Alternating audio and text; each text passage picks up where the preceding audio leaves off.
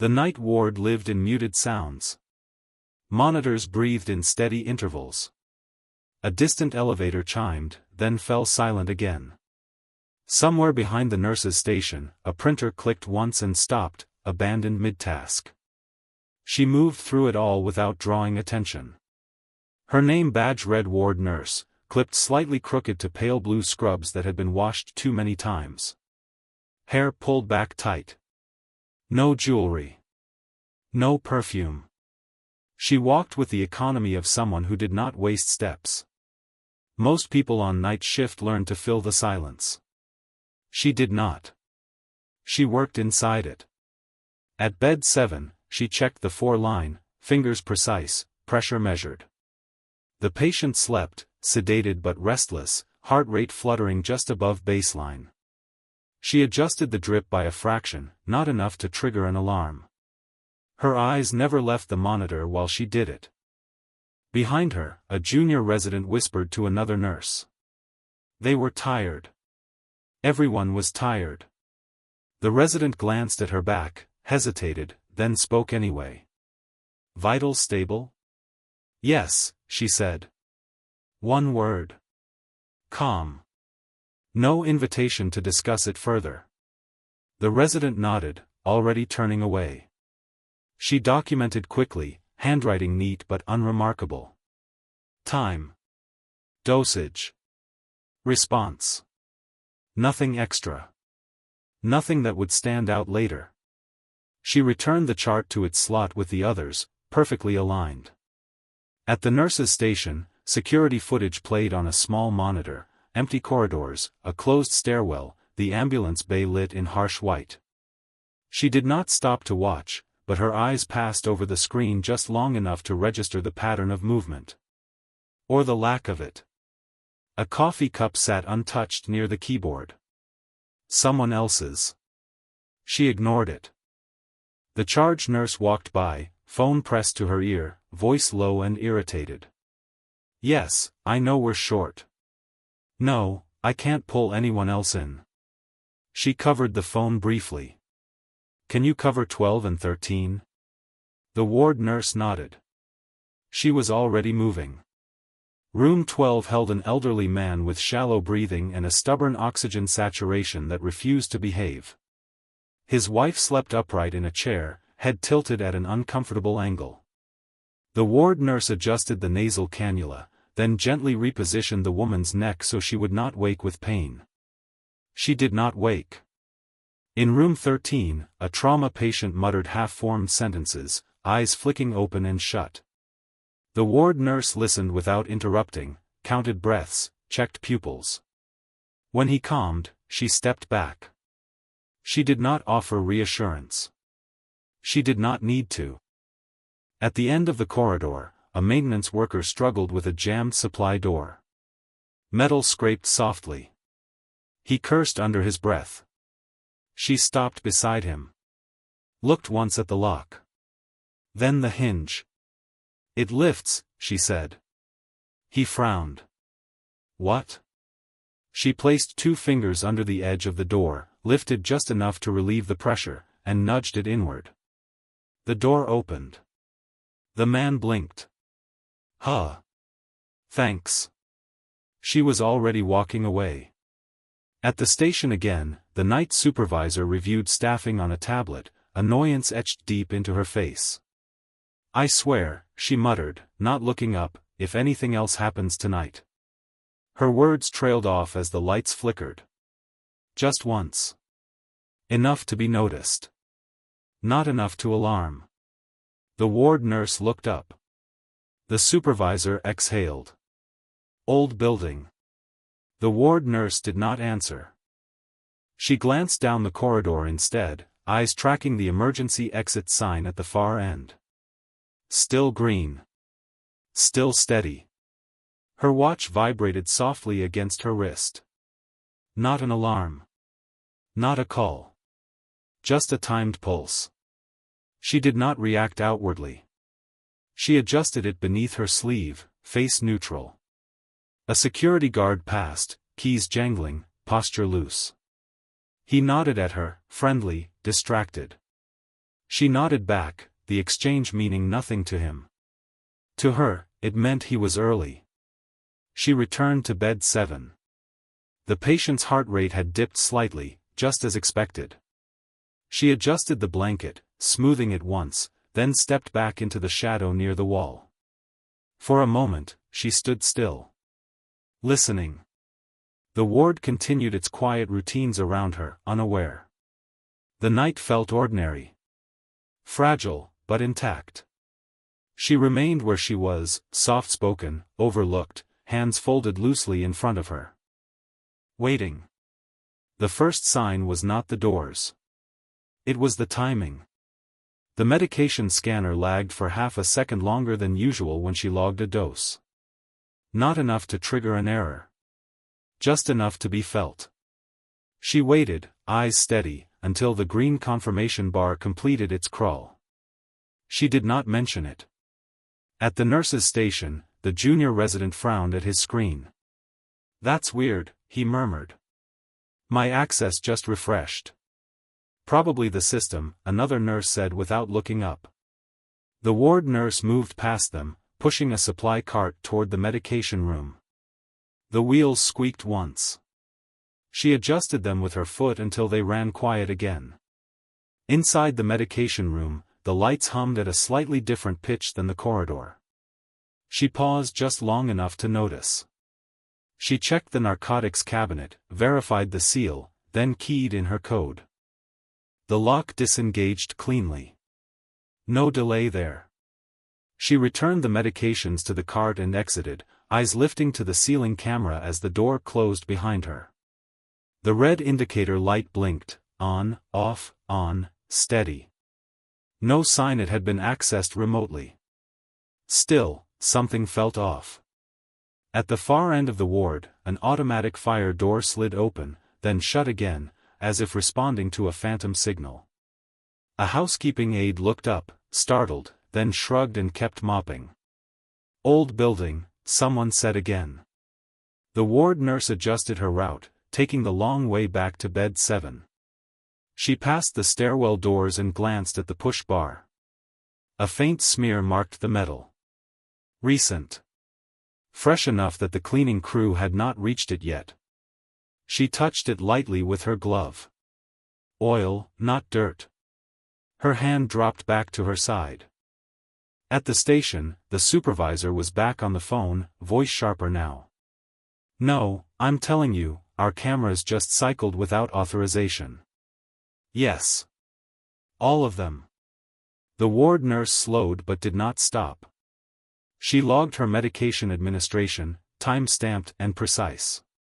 The supervisor ended the call and looked up, irritation edging into concern. "Security says it's nothing. Network maintenance. Unscheduled." The ward nurse met her eyes for the first time that night. "Maintenance usually notifies the ward," she said. The supervisor waved a hand. "They forgot. It's fine." The ward nurse nodded. She let it go. She did not let it go. In room 12, the elderly man's oxygen saturation dipped suddenly. The alarm chirped, sharp in the quiet. Another nurse rushed in, flustered, hands shaking as she checked the tubing. "It was fine 5 minutes ago," the nurse said. The ward nurse stepped in beside her, calm. She traced the line with 2 fingers, found the kink where the bed rail had shifted. She corrected it. The alarm stopped. "Thank you," the other nurse said, breathless. The ward nurse said nothing. She repositioned the bed rail, ensuring it would not slip again, and glanced at the door. The corridor was empty. Too empty. She returned to the station and pulled up the patient census. One name did not belong. A transfer logged earlier than the ambulance record indicated. The file was thin. Too thin. She clicked into it. The screen hesitated. Then loaded. Admitted for observation. No attending physician listed. No family contact. No previous records pulled. She closed the file. Across the ward, the security guard stopped mid-step, head tilted as if listening to something in his earpiece. His expression tightened. "What is it?" the supervisor asked. "Command says hold position," he replied. "They're checking something outside." "Outside where?" The guard shook his head. "Didn't say." The ward nurse looked toward the ambulance bay again. The harsh white lights were still on. No vehicles moved. No personnel crossed the frame. Her watch vibrated. 2 pulses this time. She adjusted her sleeve and exhaled slowly, shoulders relaxed, posture unchanged. Around her, the ward continued its routines, charts, whispers, footsteps, unaware that the night had begun to tilt. She moved to bed 7 once more and checked the patient's vitals. Stable. Sedated. Unaware. "Everything okay?" the junior resident asked from the doorway. "Yes," she said. "One word again." The resident lingered, then left. She remained by the bed, eyes drifting briefly to the ceiling, then to the door, then back to the monitor. She made no calls. She sent no messages. She did not warn anyone. Not yet. Outside the ward, somewhere deeper in the hospital, a security door locked with a sound that carried farther than it should have. The ward nurse heard it. She straightened, hands folding loosely in front of her once more, soft-spoken and unremarkable. The irregularities were no longer isolated. They were aligning. The first man entered through the west corridor. He wore dark civilian clothing and moved with deliberate confidence, as if he had been there before. A laminated badge hung from his neck, turned outward just long enough for the charge nurse to glimpse a seal she recognized but did not have time to question. "Hospital security," he said. Calm. Flat. "We need this corridor cleared." Behind him came 2 more. They did not rush. They did not shout. That alone unsettled the staff more than aggression would have. One carried a compact rifle slung tight against his chest. Another rolled a hard case that hummed softly, mechanical and purposeful. The security guard straightened. "I didn't get a briefing on." The first man raised a hand. Not threatening. Final. "Your command is handling it," he said. "You've been compromised. Step aside." The guard hesitated. Just a fraction too long. The man leaned closer, lowering his voice. "Now." The guard stepped back. The ward nurse stood at the medication cart, hands resting lightly on the handle. She did not look at the men directly. She watched their reflections instead, in the glass of the supply cabinet, in the polished floor. 4 total. 2 more followed from the stairwell, sealing the rear access with quiet efficiency. One knelt, placing a device against the door frame. A green light blinked once. Locked. "Everyone stay where you are," one of them said, voice carrying just enough to be heard. "This is a controlled situation." Controlled. The word echoed strangely in the open ward. A patient began to cry softly. A monitor alarm chirped and was silenced too quickly, hands fumbling. The junior resident froze, eyes wide, clipboard clutched to his chest like a shield. "What's going on?" the supervisor demanded. "You can't just, this is a hospital." The man with the badge turned to her. "We're here for a patient." He glanced down at a tablet, then looked up again, eyes scanning beds. Bed 7. The ward nurse felt the shift before anyone else did. She was already moving. Not away. Closer. She stepped into the aisle beside bed 7, positioning herself slightly between the bed and the approaching men. Not blocking them. Just there. "That patient is sedated," she said quietly. Movement could destabilize him. The man with the badge looked at her for the first time. He saw a ward nurse. Soft voice. No rank. No authority. Someone to be brushed aside. "We'll manage," he said. "Step back." She did not argue.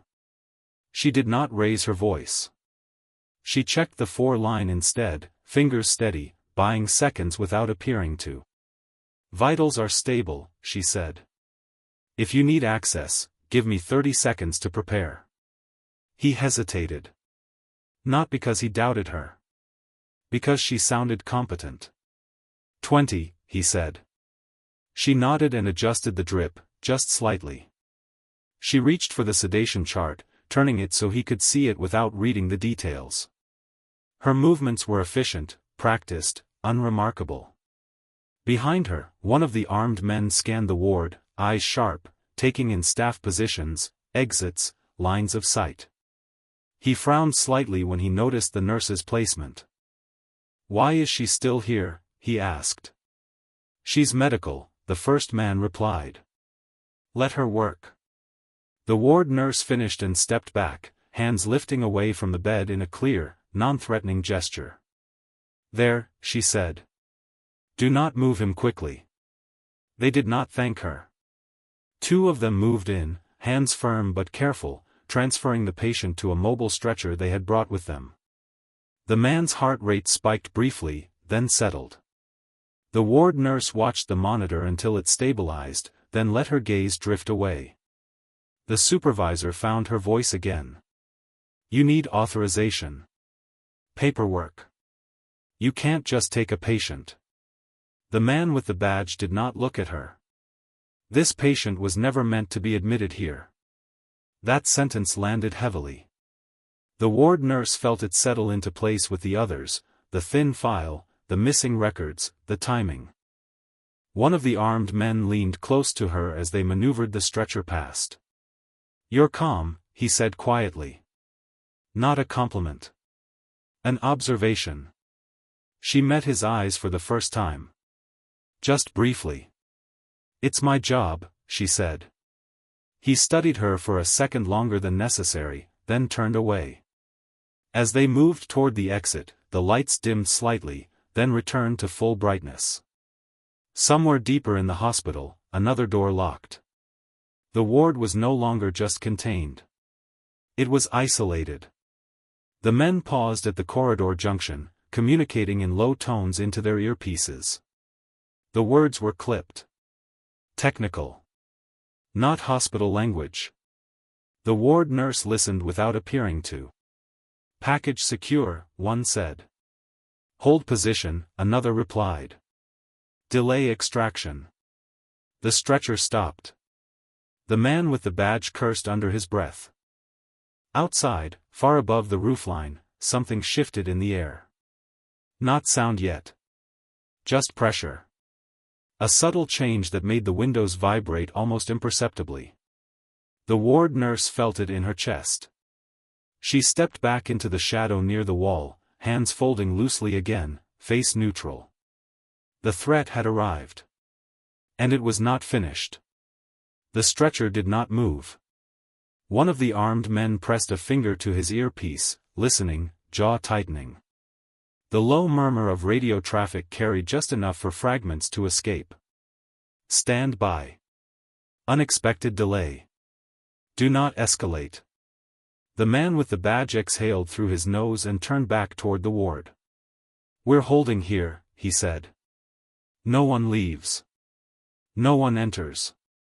That patient needs continuous monitoring," the supervisor snapped. "You can't just park him in a hallway." The man ignored her. His eyes found the ward nurse again.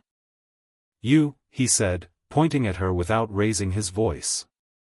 "Stay with the patient." It was not a request.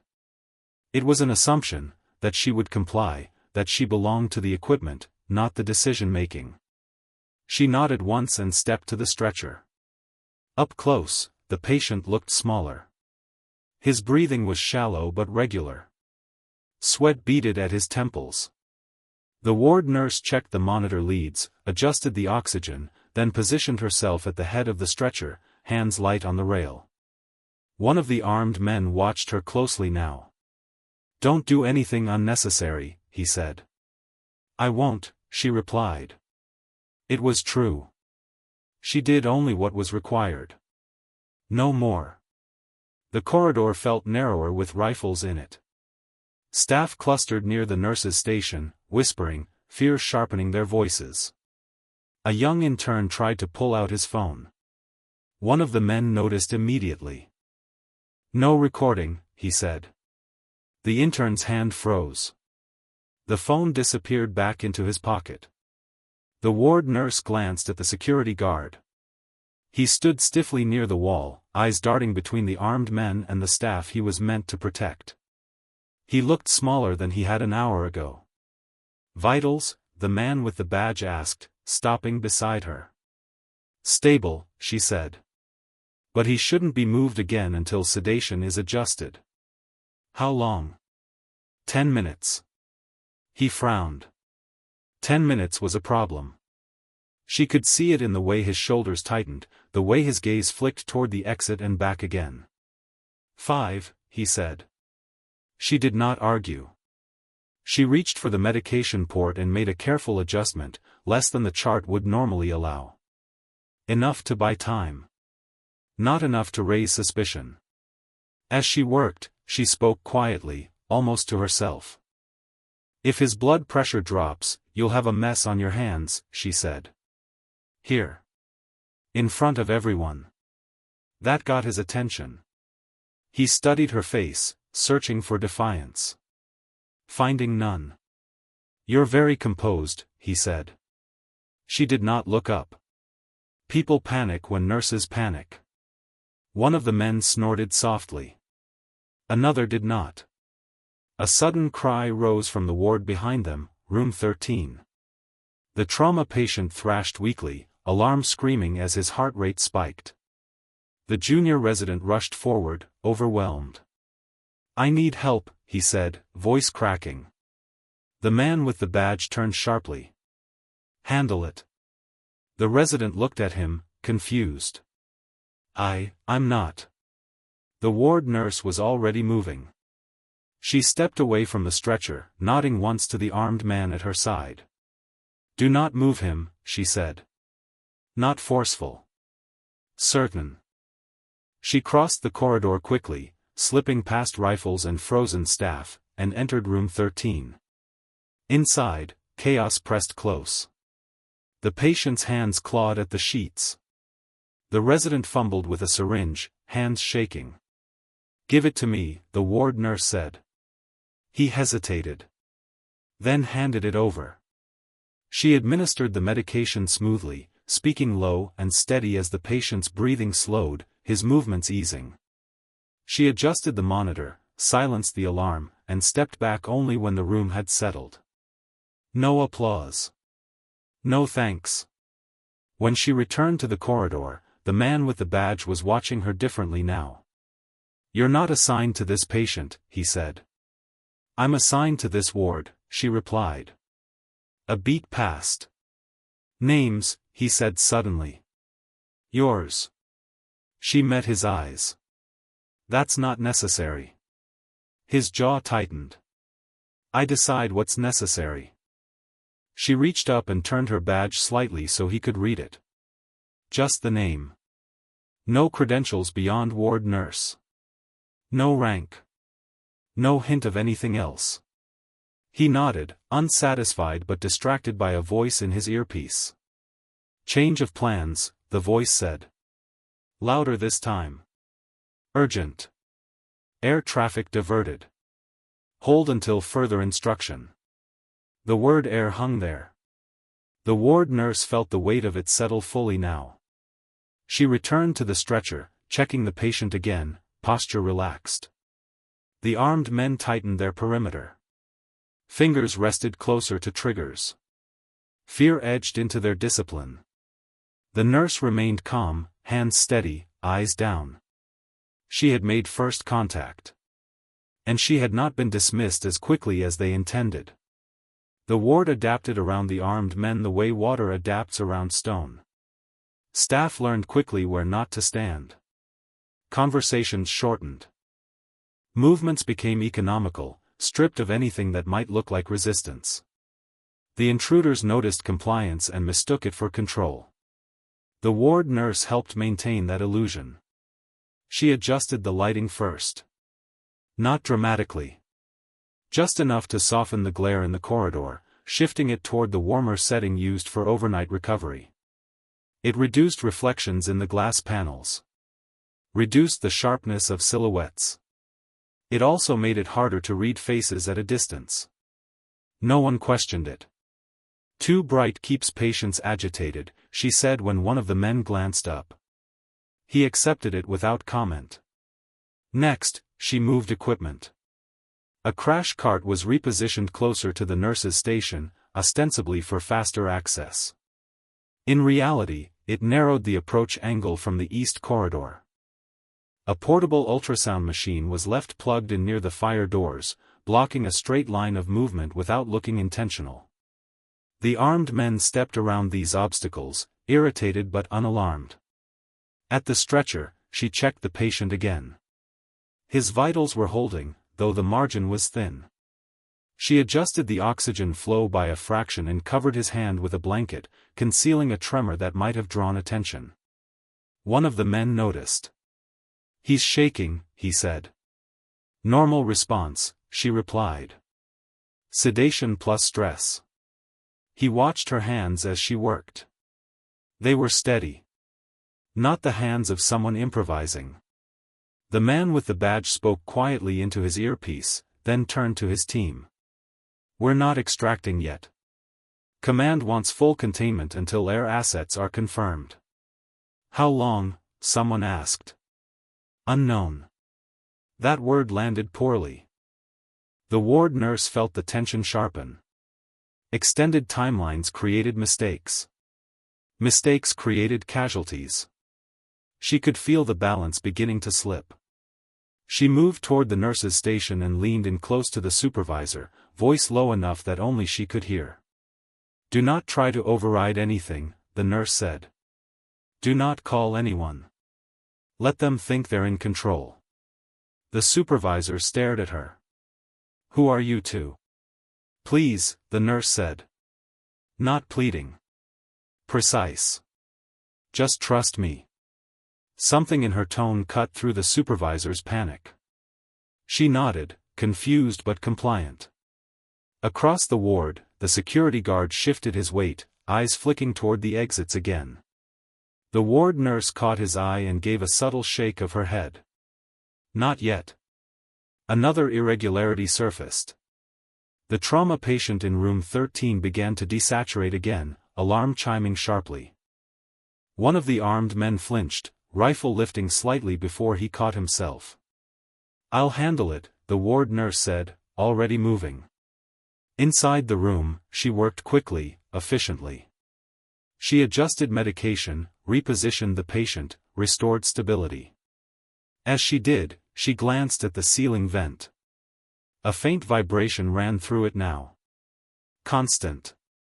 Not mechanical. Rhythmic. She returned to the corridor, face unchanged. Outside, the pressure in the air deepened. Not sound yet. Just the sense of something approaching from far away. One of the armed men checked his watch. "We're burning time." "We're burning nothing," the man with the badge replied, though his voice lacked conviction. The ward nurse made her final adjustment quietly. She slid the privacy curtain around the stretcher just far enough to obscure the patient's face from casual view. It looked like dignity. It was also concealment. If anything went wrong, fewer eyes would see the moment it did.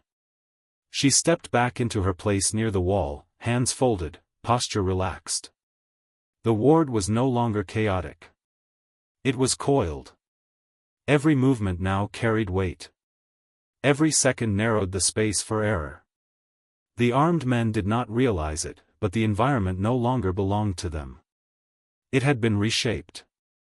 Silently. Carefully. And at a cost the ward nurse could already feel building in her chest.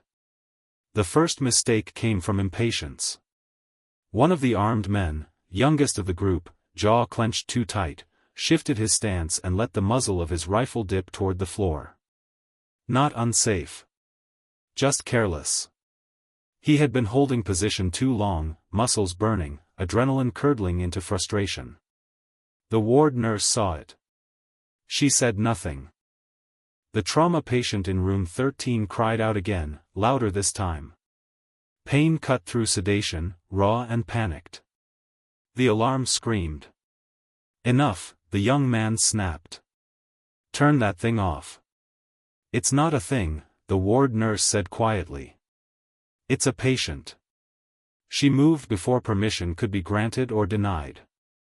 She always did. The alarm silenced under her fingers. She adjusted the 4, checked the airway, then looked up at the armed man. If you rush this, she said, you will lose him. He stared at her, anger flaring. You don't give me orders. She held his gaze. Not challenging. Grounded. I'm not, she said. I'm telling you what will happen. The man with the badge intervened. Stand down, he said to his teammate. Then, to the nurse, stay in your lane. She nodded and stepped back. The cost came minutes later. The elderly man in room 12 began to seize. It was sudden. Violent. A monitor shrieked. His wife woke screaming, reaching for him. Staff rushed forward instinctively. The armed men reacted as trained threats, not caregivers. One rifle lifted. Another man stepped into the doorway, blocking it. Everyone back, he ordered. The wife cried out, panic breaking her voice. The ward nurse did not wait. She moved between the rifle and the bed without hesitation, back to the weapon, body shielding the patient. Her hands were already working, airway, medication, pressure. Lower that, she said, voice firm now. Still calm. The man froze, startled. No one had stepped into his line before. The seizure broke under her hands, the medication taking hold. The patient sagged, breathing shallow but present. The wife collapsed into a chair, sobbing. Silence fell hard. You just compromised the perimeter, the young armed man said, fury edged with fear. The ward nurse turned slowly. You would have had a death, she replied. In front of witnesses. The man with the badge studied her, calculation replacing irritation. You put yourself at risk, he said. She met his eyes. It's part of the job. The cost revealed itself then. Her hands trembled, just slightly, as the adrenaline drained. She tucked them into the pockets of her scrubs to hide it. Her shoulder throbbed where she had been shoved earlier in the night, pain she had ignored until now. Time dragged. Outside, the vibration intensified. A low thrum pressed against the building, still distant but unmistakable now. A few staff looked up, confused. One of the armed men spoke urgently into his earpiece. We have rotor noise. Repeat, possible rotor noise. Negative, came the reply. Airspace is restricted. The ward nurse felt the contradiction settle into place. Someone was lying. The man with the badge paced once, then stopped in front of her. You didn't panic, he said. You didn't freeze. And you stepped between a rifle and a patient. She said nothing. Why? He pressed. She chose her words carefully. Because if you fire that weapon in here, she said, you will lose control. And you know it. Another beat. He nodded once, reluctantly. The price of her restraint was now visible. Suspicion had sharpened. Eyes tracked her movements more closely. She had crossed an invisible line. She returned to the stretcher and checked the patient again. Vitals stable. Barely. Her watch vibrated. 3 pulses. She inhaled slowly through her nose and let it out just as slowly. The windowpanes began to hum, a sound too low to hear, more felt than heard. The ward nurse did not look up. She knew what it meant. But knowing did not make the waiting easier. The pressure was no longer abstract. It was overhead. The vibration became sound. Low at first. Distant. A steady pulse that did not belong to the city or the hospital. It rolled through the structure like weather, setting glass and metal into sympathetic motion. One of the nurses whispered, "Is that?" "No," someone else said quickly. "Probably traffic." The ward nurse did not correct them. The man with the badge lifted his head, listening now. His hand rose to his earpiece again, fingers pressing harder than before. "Confirm air traffic," he said. "Now." Static answered him. Then a voice, clipped and tight. "Stand by." That was not confirmation. That was delay. The ward nurse stood at the stretcher, eyes on the monitor, though she no longer needed to read it. The patient's numbers were etched into her awareness already. Stable enough to survive what came next. Not stable enough to survive confusion. The rotor noise deepened. A rhythmic thump began to layer into it, slow and unmistakable. The youngest armed man swore under his breath. "That's a helicopter." The man with the badge shot him a look. "No one authorized." The windows flexed slightly, bowing inward, then settling. Dust drifted from a ceiling seam and fell like fine ash onto the polished floor. Fear changed shape in the room. It stopped being loud. It became focused. The ward nurse felt the eyes on her before she turned. The man with the badge was watching her closely now, studying her posture, her breathing, the fact that she had not looked up once. "You knew," he said quietly. She met his gaze. Calm. Open. "I suspected," she replied. "From what?" She paused. This was the moment. Not dramatic. Not sharp. Just a narrow edge where silence and action met. "From the patient," she said. "And from you." His jaw tightened. "Explain." "If this were routine," she said, "you would already be gone." The rotor noise surged, closer now. The ward lights flickered again, longer this time. Emergency backups hummed, ready. The man with the badge turned away, speaking urgently into his earpiece. "We are about to lose control of this environment. I need authorization to move now." The reply came fast. Too fast. "Negative. Hold position." The lie was clear now. The ward nurse stepped closer to him, lowering her voice so only he could hear. "There is a landing zone on the south roof," she said. "Cleared at night. Reinforced." He turned sharply. "How do you know that?" She did not answer. The cost of the next choice was already calculated in her mind. Exposure. Consequences. The end of the quiet life she had constructed so carefully. But the alternative was worse. The patient on the stretcher stirred, heart rate climbing again as the sound overhead intensified. Stress response. Predictable. She reached beneath the blanket, fingers finding the edge of the mattress where a small port sat hidden from casual view. She pressed 2 fingers there, held for 3 seconds, then released. Nothing visible happened. No alarms. No lights. The man with the badge noticed anyway. "What did you just do?" he demanded. She looked at him fully now. No softness left. Just restraint. "I reduced the time window," she said. Above them, the rotor wash struck the building in full force. The sound was no longer distant.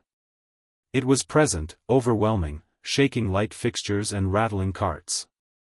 Someone screamed. The armed men tightened their grips, confusion breaking their formation. Commands overlapped. Radios crackled with competing voices. "Air asset inbound. Abort, abort. Who cleared this?" The man with the badge backed away from the nurse slowly, realization settling in. "You're not just a ward nurse," he said. She did not confirm it. She did not deny it. She simply stepped back from the stretcher and raised her hands, palms open, a universal signal of non-threat. Outside, boots hit the roof. Heavy. Certain. Organized. The sound carried through concrete and steel. The ward nurse felt the cost settle fully now. Whatever followed, she would not disappear back into the night unchanged. But the patients would live. That was enough. The first impact on the roof was deliberate. Not the chaos of an emergency landing. Not the panic of improvisation. It was measured, controlled, boots finding purchase, weight distributed with practiced precision. The rotor noise did not fade. It stabilized. That alone told the armed men everything. Everyone down, the youngest one barked, voice cracking. His rifle lifted, then hesitated, caught between training and uncertainty. The man with the badge did not draw his weapon. He stood very still, eyes fixed on the ward nurse. "You called this," he said. "Not accusation. Recognition." She did not respond. The lights went out. Not completely. The ward dropped into emergency power, soft amber strips along the floor, low-level illumination above each bed. The kind of lighting designed for calm, not combat. Heavy footsteps echoed through the ceiling again. Then a sharp metallic report, controlled breaching, distant but unmistakable. On the ward, radios exploded into noise. Contact on the roof. South access compromised. Who authorized? The words stacked over each other until they lost meaning. The ward nurse stepped forward, just enough to be seen, her voice cutting through the noise without rising. "Lower your weapons," she said. One of the men laughed, sharp and brittle. "You don't give orders." "No," she agreed. "They do." As if on cue, the sound of controlled descent followed, ropes feeding fast through gloved hands, equipment brushing concrete. The vibration traveled down the stairwell walls. A new voice came over the radios now. Calm. Clear. Unmistakably in control. "Hospital ward, this is Joint Task Command. You are surrounded. Safety's on. Weapons down. Do it slowly." The armed men froze. The man with the badge closed his eyes briefly, then opened them again. He raised both hands and unclipped his weapon, letting it fall to the floor with a hollow clatter. One by one, the others followed. The ward nurse did not move. She remained where she was, hands still folded, posture neutral, as if this were simply another shift change she was observing. The stairwell door blew inward, not violently, but decisively. The door frame buckled and held. Figures flowed through the opening in controlled pairs, dark uniforms marked with insignia no one in the ward had clearance to question. They did not shout. They did not rush. They secured the armed men in silence, weapons removed, wrists bound, movements efficient and impersonal. One of the operators glanced toward the ward nurse as he passed. His eyes met hers for half a second. No salute. No recognition visible to anyone else. Just understanding. The patient on the stretcher was transferred smoothly, hands practiced, movements careful. Monitors stayed attached. Lines stayed intact. "Vitals?" one of the operators asked quietly. "Stable," the ward nurse replied. "Good." That was all. The rotor noise began to fade as the Blackhawk lifted away, its purpose completed. The pressure in the air eased. Windows settled back into their frames. Dust fell still. The ward exhaled as one. The supervisor slumped into a chair, shaking. The junior resident stared at the floor, unable to process what had just passed through his night. A senior officer entered last, dressed plainly, eyes sharp. He surveyed the ward, then stopped in front of the nurse. "For the record," he said, voice low, "you did not identify yourself." She nodded. "Correct. And you did not give direct orders." "Also correct." He studied her for a long moment, then nodded once. "That will be reflected." He turned and left. No one announced her name. No one asked for her credentials. The story was already being written elsewhere, with other names in it. The ward nurse returned to bed 7, now empty, and straightened the sheets. She reset the monitor, cleared the alarms, and logged the time. Outside, dawn began to thin the night. Inside, the ward returned to its rhythm. She moved with it, quiet as before, already fading back into the background. Morning did not arrive all at once. It seeped in slowly, pale light creeping along the edges of the windows, softening the hard lines the night had carved into the ward. The emergency lighting clicked off one section at a time as normal power was restored.